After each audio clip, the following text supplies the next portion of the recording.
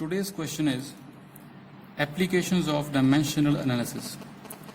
ਇਹਦੀ total 3 applications ਨੇ ਤੇ ਆਪਾਂ ਸਟਾਰਟ ਕਰਦੇ ਹਾਂ ਪਹਿਲੀ ਐਪਲੀਕੇਸ਼ਨ ਤੋਂ. It is check the correctness of the relation. ਤੁਹਾਨੂੰ ਯਾਦ ਹੋਣਾ ਪਿਛਲੇ ਲੈਕਚਰ 'ਚ ਆਪਾਂ ਦੇਖਿਆ ਸੀ principle of homogeneity of dimensions ਤੇ ਉਹਦੇ ਨਾਲ ਮਿਲਦੀ ਜੁਲਦੀ ਆ ਇਹ ਐਪਲੀਕੇਸ਼ਨ.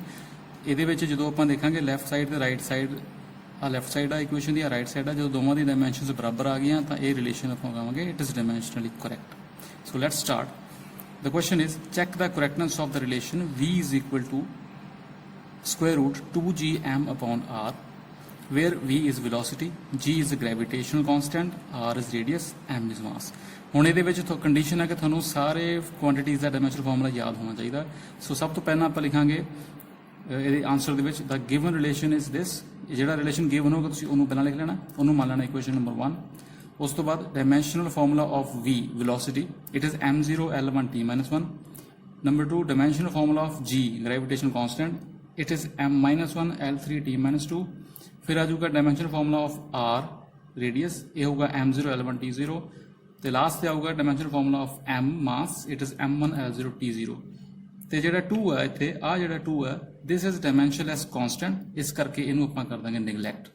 ਸੋ ਇਹ ਹੋ ਗਿਆ ਆਪਣਾ ਪਹਿਲਾ ਸਟੈਪ. ਦੂਜੇ ਸਟੈਪ ਦੇ ਵਿੱਚ ਆਪਾਂ ਦੇਖਾਂਗੇ from equation number 1 left hand side ਦਾ ਅਲੱਗ ਸੋਲਵ ਕਰਾਂਗੇ ਤੇ ਰਾਈਟ ਹੈਂਡ ਸਾਈਡ ਨੂੰ ਅਲੱਗ ਸੋਲਵ ਕਰਾਂਗੇ. ਹੁਣ ਲੈਫਟ ਹੈਂਡ ਸਾਈਡ ਇਕੱਲੀ ਵੈਲੋਸਿਟੀ ਹੈ, ਇਹਦਾ ਫਾਰਮੂਲਾ ਆ ਗਿਆ m0 L1 t minus 1. So this could be considered the dimension of left hand side. ਤੇ ਜਦੋਂ ਰਾਈਟ ਹੈਂਡ ਸਾਈਡ ਦੀ ਗੱਲ ਕਰਦੇ ਆ ਫਰੋਮ ਇਕੁਏਸ਼ਨ ਨੰਬਰ 1 ਇਹ ਆ ਜਾਊਗਾ gm upon r ਪਾਵਰ 1/2 ਕਿਉਂਕਿ ਦਾ ਸਕੁਅਰ ਰੂਟਸ ਦੀ ਪਾਵਰ ਲੱਗੀ 1/2. g ਦਾ ਫਾਰਮੂਲਾ ਲਿਖ ਲਿਆ m minus 1 L3 t minus 2.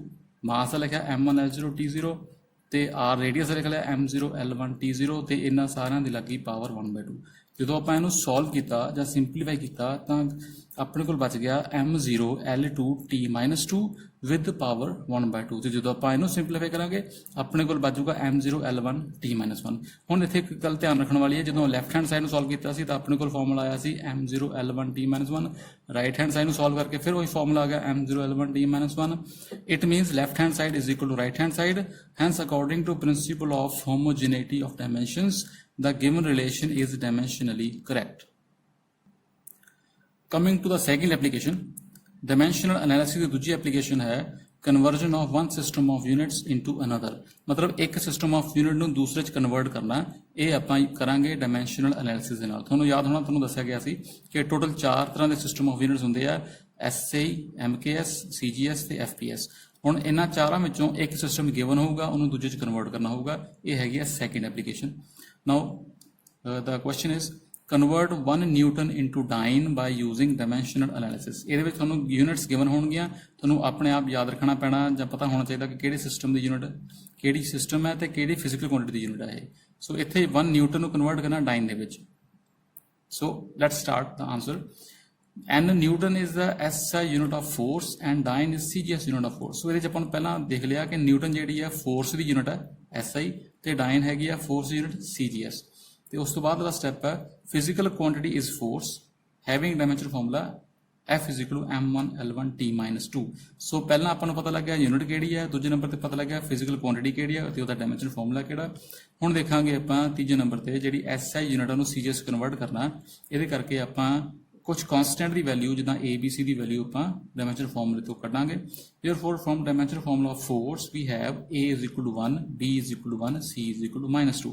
ਇਹ ਜਿਹੜੀਆਂ A1, B1, C -2 ਆ these are the dimensions of force. ਦੇਖੋ M ਦੀ ਪਾਵਰ 1 ਸੋ A1 ਆ ਗਿਆ, L ਦੀ ਪਾਵਰ 1 B1 ਆ ਗਿਆ, T ਦੀ ਪਾਵਰ -2 ਸੋ C ਆ ਗਿਆ -2.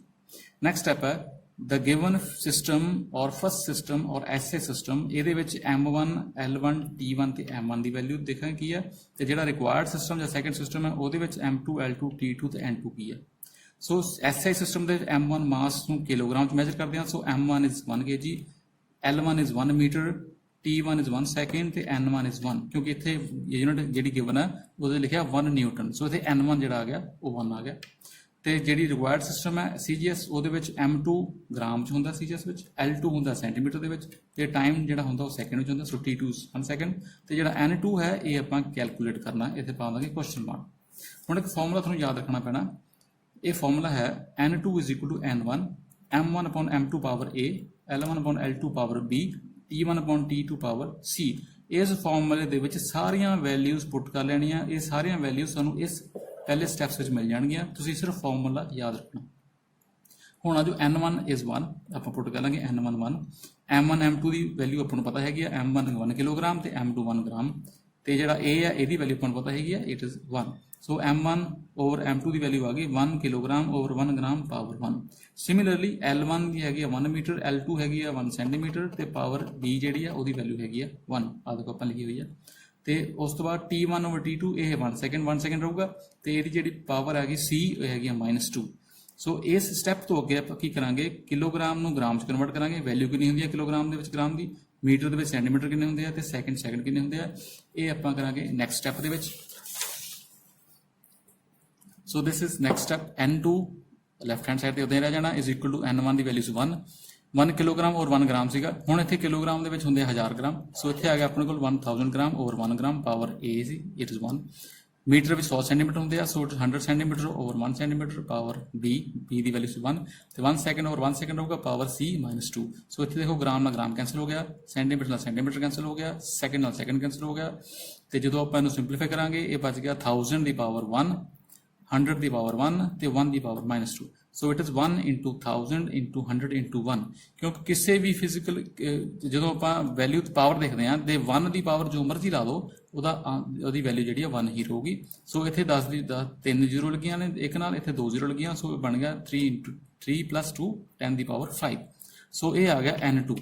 ਸੋ n2 ਦੀ ਵੈਲਿਊ ਆ ਗਈ 10 raised to power 5, ਤੇ using one relation n1 u1 is equal to n2 u2, n1 1 u1 Newton ਆਪਾਂ ਨੂੰ ਪਤਾ ਸੀ, u2 ਆਪਾਂ ਨੂੰ ਪਤਾ ਸੀ 9, ਤੇ n2 ਦੀ ਵੈਲਿਊ ਮੈਂ ਕੱਢ ਲਈ 10 raised to power 5। ਸੋ ਇੱਥੋਂ ਆਪਣੇ ਕੋਲ ਜਿਹੜਾ ਕਨਵਰਜਨ ਹੋਗੀ ਨਿਊਟਨ ਦੀ ਡਾਈਨ ਦੇ ਵਿੱਚ, it is 1 newton into 10 raised to power 5 dyne. So ਇਸ ਤਰੀਕੇ ਨਾਲ ਆਪਾਂ ਕਿਸੇ ਵੀ ਫਿਜ਼ੀਕਲ ਕੁਆਂਟੀਟੀ ਦੀ ਯੂਨਿਟ ਨੂੰ, ਕਿਸੇ ਵੀ ਸਿਸਟਮ ਆਫ ਯੂਨਿਟ ਨੂੰ ਇੱਕ ਨੂੰ ਦੂਜੇ ਦੇ ਵਿੱਚ ਕਨਵਰਟ ਕਰ ਸਕਦੇ ਹਾਂ by using dimensional analysis, and this was the second application of dimensional analysis. Now coming to the next application, ਜਿਹੜੀ ਥਰਡ ਐਪਲੀਕੇਸ਼ਨ ਹੈ ਡਾਇਮੈਂਸ਼ਨਲ ਐਨਾਲਿਸਿਸ ਦੀ, ਉਹ ਹੈਗੀ ਹੈ derive the relation between various physical quantities. ਮਤਲਬ ਦੋ ਜਾਂ ਦੋ ਤੋਂ ਵੱਧ ਫਿਜ਼ੀਕਲ ਕੁਆਂਟੀਟੀਜ਼ ਦੇ ਵਿਚਕਾਰ ਜੋ ਰਿਲੇਸ਼ਨ ਡਰਾਈਵ ਕਰਨਾ ਉਹ ਆਪਾਂ ਕਰ ਸਕਦੇ ਹਾਂ ਡਾਇਮੈਂਸ਼ਨਲ ਐਨਾਲਿਸਿਸ ਨਾਲ, ਤੇ ਇਹ ਵੀ ਆਪਣੇ ਕੋਲ ਇਨ ਦਾ ਫਾਰਮ ਆਫ ਕੁਐਸਚਨ ਹੀ ਆਊਗਾ। So let's start with the question.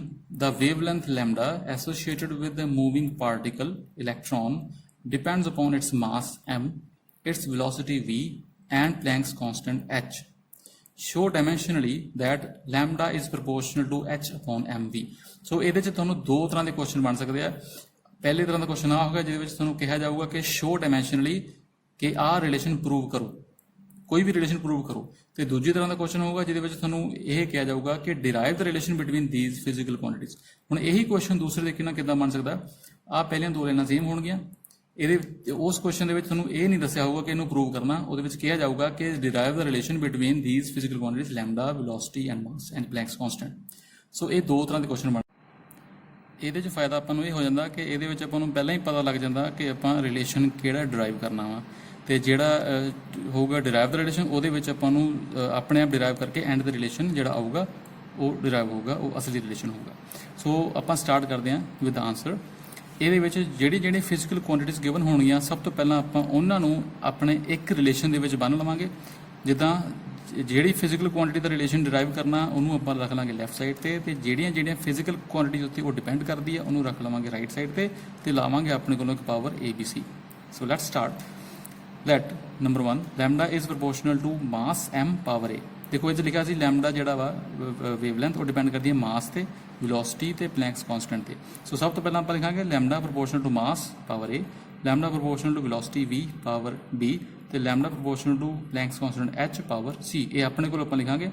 ਉਸ ਤੋਂ ਬਾਅਦ ਇਹ ਤਿੰਨ ਇਕੁਏਸ਼ਨ ਬਣ ਗਈਆਂ, ਤਿੰਨਾਂ ਨੂੰ ਕੰਬਾਈਨ ਕਰਾਂਗੇ। Combining all 3 equations we get lambda is directly proportional to m power a, v power b and h power c।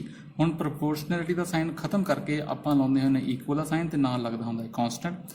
ਸੋ ਕੀ ਬਣ ਗਿਆ, lambda is equal to k, m ਦੀ ਪਾਵਰ a, v ਦੀ ਪਾਵਰ b ਐਂਡ h ਦੀ power c। So let it be equation number 1 where k is constant of proportionality and is dimensionless constant। ਸੋ ਇਹ k ਜਿਹੜਾ ਹੋਊਗਾ dimensionless constant ਹੋਊਗਾ, ਇਹਦੀ ਕੋਈ ਵੀ dimension ਆਪਾਂ ਵਿੱਚ ਯੂਜ਼ ਨਹੀਂ ਕਰਾਂਗੇ। ਹੁਣ ਅਗਲਾ ਸਟੈਪ ਹੈ ਨਾਓ ਡਾਇਮੈਂਸ਼ਨਲ ਫਾਰਮੂਲਾ ਆਫ ਲੈਮਡਾ। ਤੁਹਾਨੂੰ ਹਰ ਇੱਕ ਫਿਜ਼ੀਕਲ ਕੁਆਂਟੀਟੀ ਜਿਹੜੀ ਲਿਖੀ ਹੋਈ ਹੈ ਇਹਨਾਂ ਸਾਰਿਆਂ ਦਾ ਡਾਇਮੈਂਸ਼ਨ ਫਾਰਮੂਲਾ ਯਾਦ ਰੱਖਣਾ ਪੈਣਾ। ਸੋ ਲੈਮਡਾ ਦਾ ਡਾਇਮੈਂਸ਼ਨ ਫਾਰਮੂਲਾ ਆ ਗਿਆ m0 l1 t0, ਮਾਸ ਦਾ ਡਾਇਮੈਂਸ਼ਨ ਫਾਰਮੂਲਾ ਆ ਗਿਆ m1 l0 t0, ਵੈਲੋਸਿਟੀ ਦਾ ਡਾਇਮੈਂਸ਼ਨ ਫਾਰਮੂਲਾ ਆ ਗਿਆ m0 l1 t-1 ਤੇ ਪਲੈਂਕਸ ਕਾਂਸਟੈਂਟ h ਦਾ ਡਾਇਮੈਂਸ਼ਨ ਫਾਰਮੂਲਾ ਆ ਗਿਆ m1 l2 t-1 and k is dimensionless constant ਆਪਾਂ ਇਹਨੂੰ ਮੈਂਸ਼ਨ ਕਰਤਾ। ਹੁਣ ਆ ਜਿਹੜੇ ਸਾਰੇ ਡਾਇਮੈਂਸ਼ਨ ਫਾਰਮੂਲੇ ਆਏ ਆ ਇਹਨਾਂ ਸਾਰਿਆਂ ਨੂੰ ਪੁੱਟ ਕਰ ਲਾਂਗੇ ਇਕੁਏਸ਼ਨ ਨੰਬਰ 1 ਦੇ ਵਿੱਚ। Put these values in equation number 1। So left side ਤੇ ਆ ਗਿਆ ਲੈਮਡਾ ਦਾ formula m0 l1 t0 is equal to right side ਤੇ k ਨੂੰ ਛੱਡ ਕੇ ਪਹਿਲਾਂ ਮਾਸ ਦਾ formula m1 l0 t0 power a, ਫਿਰ ਵੈਲੋਸਿਟੀ ਦਾ m0 l1 t-1 power b, ਫਿਰ ਪਲੈਂਕਸ ਕਾਂਸਟੈਂਟ h ਦਾ m1 l2 t-1 power c। ਹੁਣ ਜਿਹੜੀ ਪਾਵਰ ਆ ਉਹਨੂੰ ਆਪਾਂ ਬ੍ਰੈਕਟ ਦੇ ਅੰਦਰ ਲੈ ਆਵਾਂਗੇ। m ਦੀ ਪਾਵਰ a l0 t0 ਹੈਗਾ 0 ਜਾਣਾ, m0 l ਦੀ ਪਾਵਰ 1 ਸੀ ਇਹ b ਬਣ ਗਈ ਤੇ t ਦੀ ਪਾਵਰ ਸੀ -1 ਇਹ ਬਣ ਗਈ -b ਤੇ ਤੀਜੇ ਨੰਬਰ ਤੇ ਆ ਗਿਆ m ਦੀ ਪਾਵਰ ਸੀ 1 ਇਹ ਨਾਲ c ਮਲਟੀਪਲਾਈ ਹੋ ਗਿਆ m ਦੀ ਪਾਵਰ c ਬਣ ਗਈ, l ਦੀ ਪਾਵਰ ਇਜ਼ 2 ਇਹ ਬਣ ਗਈ 2c ਤੇ t ਦੀ ਪਾਵਰ -1 ਇਹ ਬਣ ਗਈ t ਦੀ ਪਾਵਰ -b। ਹੁਣ ਇਸ ਤੋਂ ਬਾਅਦ ਆਪਾਂ ਆਪਣੇ ਕੋਲ ਤਿੰਨ ਫਾਰਮੂਲੇ ਬਣ ਗਏ, ਇਹਨਾਂ ਤਿੰਨੇ ਫਾਰਮੂਲੇਜ਼ ਨੂੰ ਕੰਬਾਈਨ ਕਰਾਂਗੇ ਤੇ ਕੰਬਾਈਨ ਕਰਨ ਤੋਂ ਬਾਅਦ ਇੱਕ ਫਾਰਮੂਲਾ ਬਣ ਜਾਊਗਾ ਤੇ ਉਹ ਫਾਰਮੂਲਾ ਕੀ ਬਣਿਆ। ਸੋ ਫਾਰਮੂਲਾ ਬਣ ਗਿਆ ਆਪਣੇ ਕੋਲ ਲੈਫਟ ਸਾਈਡ ਤੇ ਤਾਂ ਉਦੋਂ ਹੀ ਰਹਿ ਗਿਆ m0 l1 t0 ਤੇ ਰਾਈਟ ਸਾਈਡ ਤੇ ਆਪਣੇ ਕੋਲ ਬਣ ਗਿਆ m ਦੀ power a plus c, l ਦੀ ਪਾਵਰ b plus 2c ਤੇ t ਦੀ ਪਾਵਰ -b -c। ਮਤਲਬ ਜਿਹੜੇ ਆਪਣੇ ਕੋਲ m l ਤੇ t ਦੇ ਫਾਰਮੂਲੇ ਸੀ m l t ਦੀਆਂ ਪਾਵਰਸ ਸਾਰੀਆਂ ਪਲੱਸ ਹੋ ਗਈਆਂ ਕਿਉਂਕਿ ਜੇ ਬੇਸ ਸੇਮ ਹੋਵੇ ਤਾਂ ਪਾਵਰ ਪਲੱਸ ਹੋ ਜਾਂਦੀ ਹੈ। ਸੋ ਇੱਥੇ ਆਪਣੇ ਕੋਲ ਆ ਗਿਆ m ਦੀ power a plus c, l ਦੀ power b plus 2c, t ਦੀ ਪਾਵਰ -b -c। ਇਹਨੂੰ ਮੰਨ ਲਓ equation number 2। Now comparing the powers of m l and t on both sides of equation number 2। ਮਤਲਬ ਇਸ equation ਦੇ ਵਿੱਚ left side ਤੇ ਵੀ m l t ਹੈ, ਰਾਈਟ ਸਾਈਡ ਤੇ ਵੀ m l t ਹੈ। ਇਹਨਾਂ ਦੋਨਾਂ m l t ਨੂੰ ਲੈਫਟ ਸਾਈਡ ਤੇ ਰਾਈਟ ਸਾਈਡ ਦੇ m l t ਦੀਆਂ ਪਾਵਰਸ ਨੂੰ ਕੰਪੇਅਰ ਕਰ ਲਾਂਗੇ ਤੇ ਉੱਥੋਂ ਫਿਰ ਆਪਣੇ ਕੋਲ a b ਐਂਡ c ਦੀਆਂ ਇੰਡੀਵਿਜੂਅਲ ਵੈਲਿਊਜ਼ ਆ ਜਾਣਗੀਆਂ। ਨਾਓ ਵੀ ਗੈਟ ਜਦੋਂ ਆਪਾਂ ਕੰਪੇਅਰ ਕਰਦੇ ਹਾਂ m ਦੀ power a plus c right side ਤੇ ਤੇ m ਦੀ ਪਾਵਰ 0 ਲੈਫਟ ਸਾਈਡ ਤੇ। ਸੋ ਆਪਣੇ ਕੋਲ ਆ ਗਿਆ a plus c is equal to 0। Similarly l ਦੀ ਪਾਵਰ ਹੈਗੀ ਆ b plus 2c right side ਤੇ ਤੇ 1 ਹੈਗੀ ਆ ਪਾਵਰ l ਦੀ ਲੈਫਟ ਸਾਈਡ ਤੇ। ਜਦੋਂ ਆਪਾਂ ਇਹਨੂੰ ਕੰਪੇਅਰ ਕੀਤਾ b plus 2c is equal to 1। Similarly t ਦੀ power -b -c is equal to 0 ਕਿਉਂਕਿ ਇਹਦੇ ਪਾਵਰ ਹੈਗੀ ਆ t ਦੀ 0। ਹੁਣ ਇਕੁਏਸ਼ਨ ਨੰਬਰ ਇਹਨੂੰ ਮੰਨ ਲਿਆ 3, ਇਹਨੂੰ ਮੰਨ ਲਿਆ 4 ਤੇ ਇਹਨੂੰ ਮੰਨ ਲਿਆ 5। ਇੱਥੋਂ ਆ ਗਿਆ b is equal to -c। ਹੁਣ ਜਿਹੜੀ b ਦੀ ਵੈਲਿਊ ਉਹ -c ਆ ਗਈ। ਇਹ ਵੈਲਿਊ ਇਕੁਏਸ਼ਨ ਨੰਬਰ 5 ਤੋਂ ਪੁੱਟ ਕਰਦੇ ਹਾਂ ਇਕੁਏਸ਼ਨ ਨੰਬਰ 4 ਦੇ ਵਿੱਚ। ਸੋ ਆਪਣੇ ਕੋਲ ਆ ਗਿਆ -c plus 2c is equal to 1 ਕਿਉਂਕਿ b ਦੀ ਵੈਲਿਊ ਸੀ -c ਉੱਤੇ ਪੁੱਟ ਕਰ ਲਈ। ਸੋ ਇਹਦੀ ਵੈਲਿਊ ਬਣ ਗਈ c is equal to +1। ਹੁਣ c ਦੀ ਵੈਲਿਊ ਆ ਗਈ +1, ਇਹਨੂੰ ਪੁੱਟ ਕਰ ਲਓ ਇਕੁਏਸ਼ਨ ਨੰਬਰ 3 ਦੇ ਵਿੱਚ। ਇੱਥੋਂ a ਦੀ ਵੈਲਿਊ ਆ ਜਾਊਗੀ -1 ਤੇ ਆਪਣੇ ਕੋਲ a ਆ ਗਿਆ c ਆ ਗਿਆ ਤੇ c ਦੀ ਵੈਲਿਊ ਜਦੋਂ ਪੁੱਟ ਕਰਾਂਗੇ ਆਪਾਂ ਇਕੁਏਸ਼ਨ ਨੰਬਰ 5 ਦੇ ਵਿੱਚ ਤਾਂ ਇੱਥੋਂ ਆਪਣੇ ਕੋਲ ਆ ਜਾਊਗਾ b ਦੀ value -1। So we have a -1 b -1 and c 1। Substitute all these values of a b c in equation number 1। ਜਿਹੜੀ equation number 1 ਬਣਾਈ ਸੀ ਪਿਛਲੇ ਪੇਜ ਤੇ ਉਹਦੇ ਵਿੱਚ a ਤੇ b ਤੇ c ਦੀ ਵੈਲਿਊ ਪੁੱਟ ਕਰ ਲਓ। ਸੋ that equation was lambda is equal to k m ਦੀ ਪਾਵਰ a ਆ ਗਿਆ -1, v ਦੀ ਪਾਵਰ b ਵੀ ਆ ਗਿਆ -1 and h ਦੀ power was c the value ਆ ਗਈ 1। ਸੋ ਜਦੋਂ ਆਪਾਂ ਇਹਨੂੰ ਸਿੰਪਲੀਫਾਈ ਕਰਦੇ ਹਾਂ ਇਹ ਬਣ ਗਿਆ lambda is equal to k h upon mv। ਹੁਣ m ਤੇ v ਦੀ ਪਾਵਰ ਸੀ ਨੈਗੇਟਿਵ, ਥੱਲੇ ਆ ਗਿਆ ਉਹ ਪਾਵਰਸ ਹੋ ਗਈਆਂ ਪੋਜ਼ਿਟਿਵ ਤੇ ਜਦੋਂ ਆਪਾਂ ਇਕੁਅਲ ਦਾ ਸਾਈਨ ਹਟਾਉਣਾ ਤੇ ਕਾਂਸਟੈਂਟ ਵੀ ਹਟ ਜਾਊਗਾ ਨਾਲ ਲੱਗ ਜਾਊਗਾ ਪ੍ਰੋਪੋਰਸ਼ਨੈਲਿਟੀ ਦਾ ਸਾਈਨ। ਸੋ ਆਪਣੇ ਕੋਲ ਬਣ ਗਿਆ lambda is equal to h upon mv। ਇਹੀ ਆਪਾਂ ਪ੍ਰੂਵ ਕਰਨਾ ਸੀ ਤੇ ਇਹ ਇਕੁਏਸ਼ਨ ਜਿਹੜੀ ਆਪਾਂ ਪ੍ਰੂਵ ਕਰ ਲਈ ਇਹਦੇ ਨਾਲ ਆਪਣਾ ਥਰਡ ਯੂਜ਼ ਡਾਇਮੈਂਸ਼ਨਲ ਐਨਾਲਿਸਿਸ ਦਾ ਉਹ ਕੰਪਲੀਟ ਹੋ ਗਿਆ। ਨੈਕਸਟ ਕੁਐਸਚਨ ਹੈ ਬਹੁਤ ਛੋਟਾ ਜਿਹਾ ਕੁਐਸਚਨ ਹੈ। ਜਦੋਂ ਆਪਾਂ ਡਾਇਮੈਂਸ਼ਨ ਫਾਰਮੂਲੇ ਕੀਤੇ ਸੀ ਉਦੋਂ ਮੈਂ ਤੁਹਾਨੂੰ ਦੱਸਿਆ ਸੀ ਕਿ ਕੁਝ ਫਿਜ਼ੀਕਲ ਕੁਆਂਟੀਟੀਜ਼ ਉਹ ਹੋਣਗੀਆਂ ਜਿਨ੍ਹਾਂ ਦੇ ਫਾਰਮੂਲੇ ਸੇਮ ਹੋਣਗੇ ਤੇ ਪੇਪਰ 'ਚ ਕੁਐਸਚਨ ਕਈ ਵਾਰੀ ਆ ਸਕਦਾ right 5 pairs of physical quantities having same dimension. ਮਤਲਬ ਉਹ ਫਿਜ਼ੀਕਲ ਕੁਆਂਟੀਟੀਜ਼ ਲਿਖੋ ਜਿਨ੍ਹਾਂ ਦਾ ਡਾਇਮੈਂਸ਼ਨ ਸੇਮ ਹੋਣ। ਸੋ ਇਹਦੇ 'ਚ ਆਪਾਂ 5 ਲਿਖੀਆਂ, ਬਹੁਤ ਸਾਰੀਆਂ ਹੋ ਸਕਦੀਆਂ ਪਰ ਆਪਾਂ ਕੁਐਸਚਨ ਦੇ ਅਕੋਰਡਿੰਗਲੀ ਸਿਰਫ 5 ਲਿਖੀਆਂ ਨੇ।